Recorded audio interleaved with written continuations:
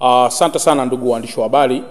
Leo tarehe 7 ya mwezi wa 11 2025 tumekutana na wadau wa mafuta katika mkoa wetu wa Dar es Salaam ambao wanauza mafuta kwa mfumo wa makampuni ya uagizaji na makampuni kuwa wamiliki wa vituo, lakini makampuni kuwa waagizaji na makampuni kupangisha vituo, lakini dila kuwa mwenye kituo na dila kuwa mwendeshaji wa biashara.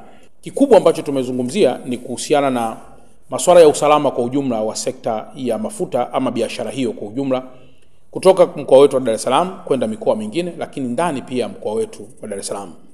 Kikubwa tumewaashua kwamba serikali iko bega kwa bega na wao katika nyakati hizi zote kuhakikisha kwamba tuna provide ulinzi wa kutosha katika mazingira yao ili biashara hizo ziendelee kuwa salama nyakati zote. Lakini pamoja na hayo kumekuwa pia kuna role yao kubwa ni kuhakikisha na wao wanakuwa pia na elimu kubwa ya uuzaji wa biashara hiyo, na hasa kupitia uuzaji wa mifumo ya vidumu vya mafuta. Nafahamu kwamba kuna wenzetu ambao wanafanya kazi kwenye boats kwenye boats za uvuvi. Boats hizi haziwezi kufika kwenye kituo cha mafuta. Nafahamu kwamba pia kuna minara ya simu inahitaji pia mafuta na minara hiyo haiwezi kwenda kwenye kituo cha mafuta. Sasa kuna utaratibu maalum ambao wenzetu wa EWURA wanausisitiza kuhakikisha kwamba mfumo wa uuzaji wa mafuta huo unakuwa katika hali ambayo iko salama. Pamoja na haya ni kwamba baadhi ya vituo ambavyo vimechomwa moto na kupata madhara ni vile ambavyo vilikuwa vikihusishwa pia na baadhi ya wanasiasa hapa nchini. Na pengine nitoe rai kwa vijana wote kwamba jambo hili si jema hata kidogo, na nisisitize kwamba mkoa wetu wa Dar es Salaam, kama ambavyo nimekuwa nikisema tangu awali, mkoa huu ni mkoa muhimu sana. Kamwe tusije tukajiangalia sisi wenyewe. Tambueni kwamba sisi tunahudumia nchi zisizo na bandari na ambazo hazikutamani kuwa hivyo zilivyo. Yaani ni kama hapa Dar es Salaam kule Kigamboni anapotaka kuja upande wa pili ana option mbili. Moja, anapaswa kupanda boti. Hajatamani yeye kupanda boti. Ni kwa sababu ya namna Kigamboni jinsi ilivyo. Kwa jambo la kwanza tufahamu sisi wana Dar es Salaam inahudumia wenzetu wa nchi zingine. Lakini namba mbili, tufahamu kwamba tunapozidi kupaharibu Dar es Salaam ndio pamebeba miundombinu mikubwa yenye nafasi kubwa sana, yenye mchango mkubwa katika uchumi wa taifa letu. Kwa mfano, wakati wa production hizi ilisikika kwamba wanatamani sana wahalifu hawa wangechoma mitambo ya TANESCO. Ndugu zangu waandishi wa habari, tuna Kinyerezi 1, tuna Kinyerezi 2, tuna Ubungo 1, tuna Ubungo 2, tuna Ubungo 3 na tuna Tegeta. Hizi gas plants kwa pamoja zinafanya production ya megawatt 952. Na production ya megawatt 952, mtakumbuka kwamba sisi pia Dar es Salaam ndio center kubwa ya upelekaji wa umeme Zanzibar. Maana yake ni kwamba tukibaki giza tumeisababishia Zanzibar pia kuwa giza. Lakini kama itoshi, Dar es Salaam ndio kwenye hospitali makubwa. Lakini kama itoshi, Dar es Salaam ndio kwenye bandari ambapo mizigo itakaposhuka hapa haiwezi kwenda mikoani kama barabara ziko zimefungwa.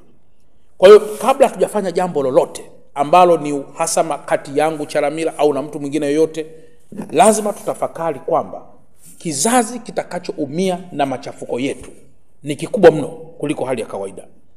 Na tujue kabisa kwamba utakapoigusa Dar es Salaam kwa namna yoyote. Leo Dar es Salaam tuna vituo zaidi ya 476. Vituo tu ya mafuta 476. Katika kila kituo kimoja, imagine kwamba kina watumishi 10. Chukua 10 mara 476. Unapata vijana wangapi walioajiriwa kwenye vituo hivyo? Na ambavyo kwa mfano vituo vya mafuta vilivyounguzwa, let's say vya Lake Oil, unadhani watumishi wangapi, vijana wenzetu na kina mama wenzetu wanaolisha familia zao kwa kutumia vituo hivyo, leo watakuwa wamekosa ajira? Kwa hiyo kwenye kila maamuzi tunayotaka kuyafanya, lazima pia tufahamu kwamba Dar es Salaam ni kitovu kikubwa sana cha masuala mengi. Tunafahamu wapo vijana wa pikipiki wanaweza kuingia katika mkumbo, wapo vijana bodaboda wanaweza kuingia katika mkumbo, yapo makundi mengine yanaweza kuingia katika mkumbo, vijana labda machinga na makundi mengineyo. Naomba niwaeleze kwamba leo pikipiki isipofanya kazi inaathiri mnyororo pia wa kiuchumi wa mtu mmoja mmoja. Bajaji isipofanya kazi inaathiri pia mnyororo wa kiuchumi. Kwa hiyo nitoe rai kwamba wenye viti wa serikali za mitaa wote kwa kusaidiana na watendaji wa kata zao wahakikishe wanaendelea kukaa na vijana wa pikipiki, vijana wa machinga na makundi mengine ya vijana katika mitaa yetu, kutoa elimu kubwa kuhusu madhara yanayoweza kutokea kama jambo hili tutaendelea kuliona katika hali ya mizaha. Lakini mimi kama mkuu wa mkoa bado nayaalika makundi yote kwa pamoja, yawe ni makundi ya vijana, yawe ni makundi ya wazee au ni makundi ya kina mama, tukutane kwa pamoja tuweze kuzungumza nini hasa tunachokihitaji ili mwisho tuweze kutatua masuala haya pasipo kuleta madhara makubwa. Jeshi la polisi linaendelea na masuala ya kiulinzi na vyombo vingine vyote. Tunaendelea na masuala ya kiulinzi na usalama katika mkoa wetu. Lakini hata sisi hatutamani hata kidogo kuona kuna kupoteza mtu hata mmoja au kumpata madhara ya aina yoyote. Hii inategemeana sana na masuala ya uelewa wa kila mmoja kuhusu role yake ya kulinda amani katika mkoa wetu. Kwa hiyo nihitimishe tu kwa kusema kwamba leo ni mwanzo wa kukutana na kundi moja, na ambalo ni maelekezo pia ya Mheshimiwa Rais na Amiri Jeshi Mkuu kuendelea kukutana na makundi haya nyakati hizi za uponyaji. Huu ni wakati wa healing, ni wakati wa uponyaji. Kila mmoja azungumze, tuweke mezani masuala yale yanayopaswa kutekelezwa yatekelezwe, na yale ambayo yatahitaji mchakato wa kisheria tutayaweka katika meza kuu ili yaweze nayo kuanza kufanywa kazi. Lakini mwisho Tanzania iwe ni moja isiyogawika, na watu tuwe wamoja tusiogawika, na utamaduni uwe mmoja usiogawika, na huluka iwe ni moja isiyogawika, na itikadi iwe moja isiyogawika.